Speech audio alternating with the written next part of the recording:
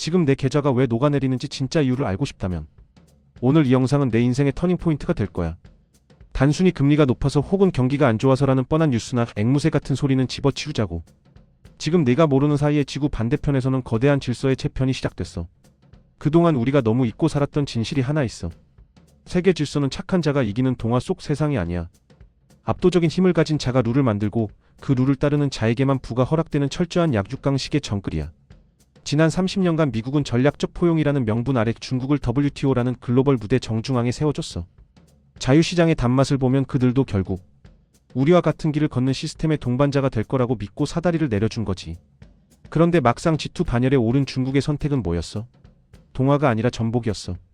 미국이 설계한 인프라 위에서 가장 큰 혜택을 본 수혜자가 이제는 그 시스템의 설계자를 향해 칼을 겨누는 구조적 모순이 발생한 거야. 미국 입장에서는 단순한 배신감을 넘어 전략적 실패를 인정한 셈이지. 내 앞마당에서 내 자양분을 먹고 자란 이인자가 주인을 몰아내려 하니까. 그래서 지금 미국은 감정적인 보복을 하는 게 아니야. 압도적인 힘에 의한 질서의 재확립.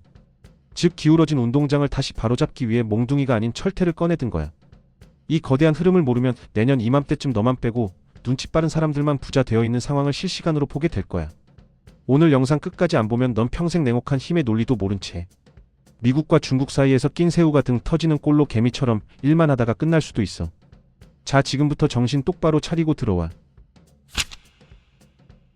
너네 트럼프가 왜 갑자기 베네수엘라의 마두로 대통령을 체포하겠다고 나섰는지 그 진짜 속내를 읽어야 해. 언론에서는 미국이 석유 뺏으려고 깡패짓 한다고 떠들기도 하지만 냉정하게 자본주의 관점에서 보면 이건 미국이 그동안 중국이 쳐놓은 불법 거래를 끊어내고 시장을 정상화하는 과정이야.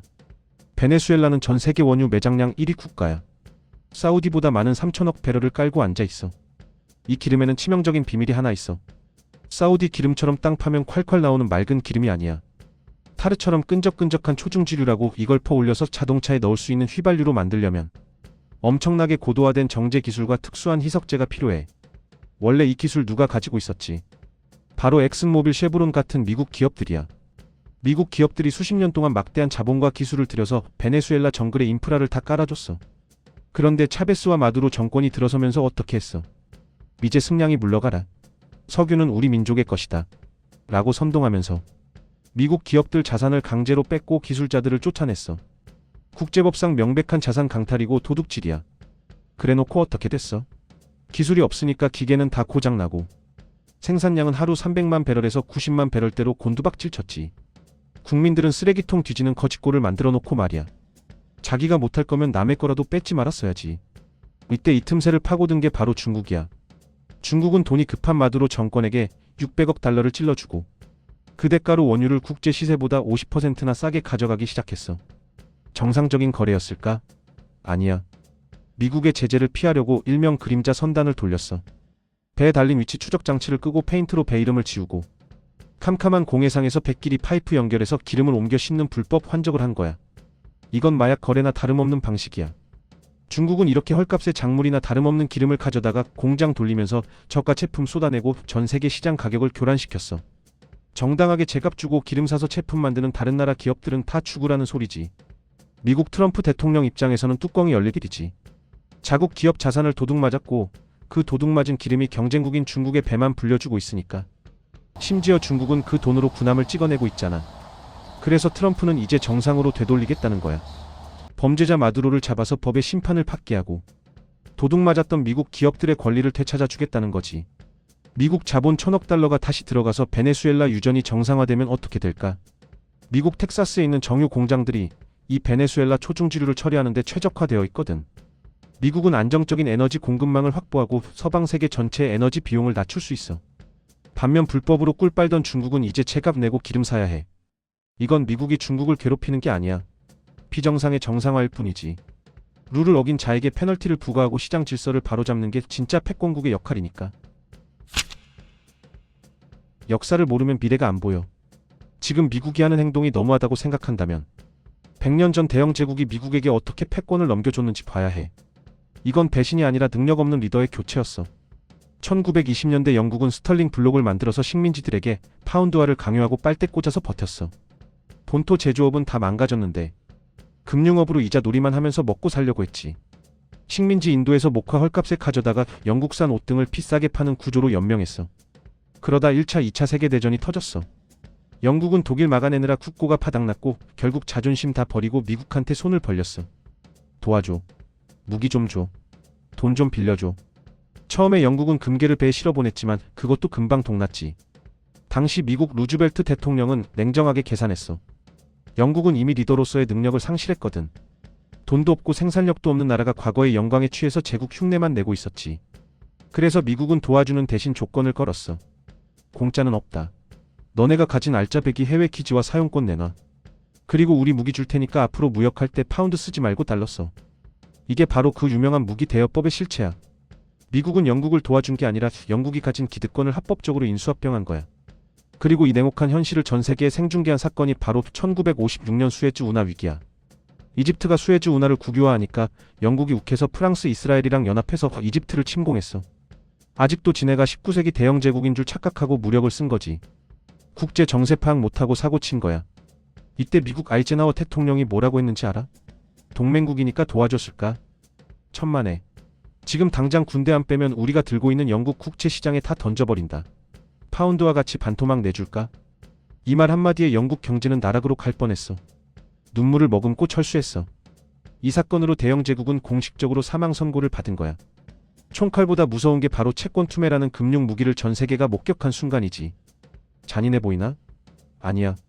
만약 미국이 개입 안 했으면 제3차 대전 터질 수도 있었고 소련이 중동에 개입할 명분을 줬을 거야. 미국은 힘없는 구시대의 리더 영국을 강제로 은퇴시키고 압도적인 경제력으로 세계 평화라는 질서를 잡은 거야. 국제사회는 힘센 형님이 중심을 잡아줘야 돌아가는 시스템이니까. 일본에 잃어버린 30년을 만든 1985년 플라자 합의도 마찬가지야. 우리는 보통 미국이 잘나가는 일본을 질투해서 억지로 망가뜨렸다고만 알고 있지. 하지만 미국 입장에서 보면 일본은 진짜 얄미운 무임승차자였어. 2차 대전 패망 후 쑥대밭이 된 일본 누가 살려줬지? 미국이 안보 다 지켜주고 미국 시장 개방해서 일본 물건 다 사줬어. 덕분에 일본은 국방비 안 쓰고 경제에만 올인해서 떼돈을 벌었지. 그런데 일본은 은혜를 원수로 갚았어. 엔화 가치를 인위적으로 낮게 유지하면서 환율을 조작하고 덤핑 수준으로 미국 시장에 물건을 쏟아부었어. 미국 디트로이트 자동차 공장들은 문 닫고 미국 노동자들은 실업자가 됐는데 일본은 게으르다고 조롱하면서 도쿄 땅 팔면 미국 전체를 산다고 거들먹거렸지.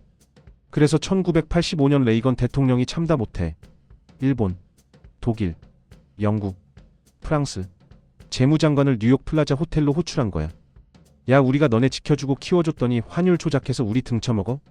이제 채값 내고 장사해. 그게 플라자 합의야. 엔화 가치를 2배나 절상시켜서 정상화시킨 거지. 여기서 끝이 아니야. 사람들이 잘 모르는 진짜 결정타는 그 다음 해인 1986년에 맺은 미일 반도체 협정이야. 당시 일본 반도체들이 세계 시장을 씹어먹고 있었거든. 미국은 일본한테 너네 반도체 가격 올리고 미국산 반도체 20% 의무적으로 사줘라고 강요했어.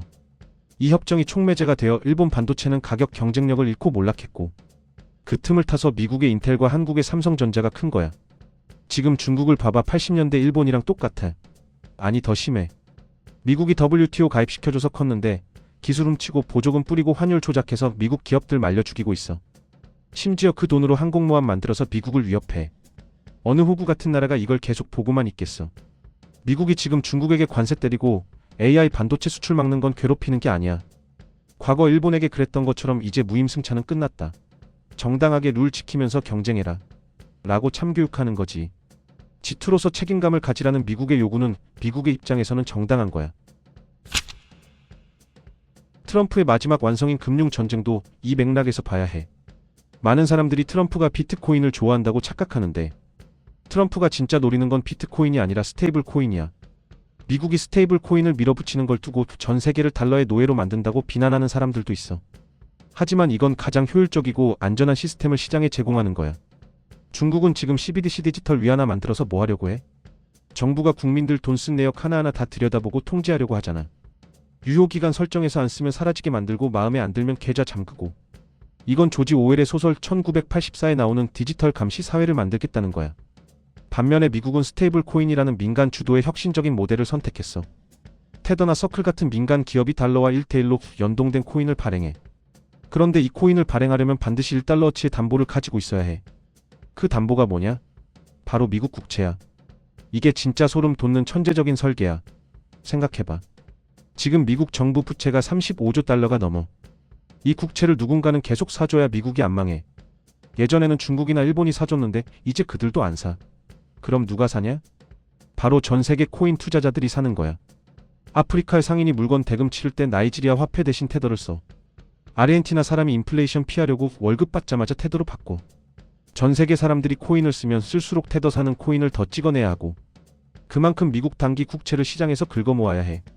지금 테더사가 보유한 미국 국채량이 웬만한 국가보다 많아. 독일이나 한국보다 더 많이 들고 있어. 이 시스템이 정착되면 어떻게 될까? 전 세계 누구나 스마트폰만 있으면 달러를 쓰게 돼. 중국이나 러시아가 아무리 달러 안 쓴다, 위안화 결제한다, 프릭스 통화 만든다 떠들어도 시장은 냉정해.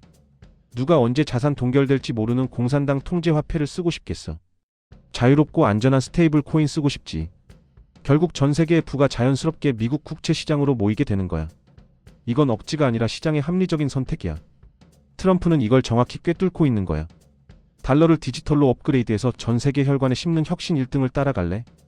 아니면 룰 어기다 두들겨 맞는 2등을 응원할래? 답은 이미 나와 있어. 자, 이제 미국의 큰 그림이 보이지? 미국이 베네수엘라를 치고 중국을 압박하는 건 악이 아니야.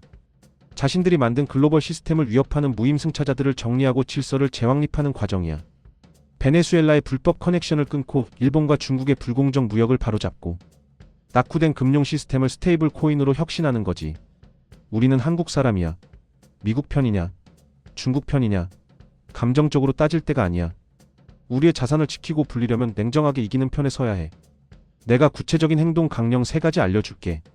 첫째, 미국이 주도하는 안보와 기술 동맹 섹터에 투자해. 특히 우주항공은 미국이 절대 양보할 수 없는 최후의 포루야. 일론 머스크의 스페이스X가 왜 뜨겠어? 나사의 아르테미스 프로젝트는 단순한 달 탐사가 아니라 우주 영토 선언이야. 중국이 달 뒷면에 착륙하고 우주 정거장 만드니까 미국은 여기에 천문학적인 돈을 쏟아부어서라도 압도적 격차를 벌릴 거야.